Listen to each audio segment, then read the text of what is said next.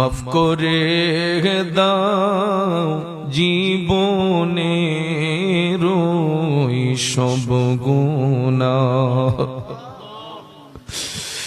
গুনার বোঝা মাথায় লইয়া কান্দিছি। মাফ করে দাও মাবুদ আল্লাহ ইলাহি, যত গুনাহ করছি মাবুদ জীবনে, মাফ করে দাও নবীজির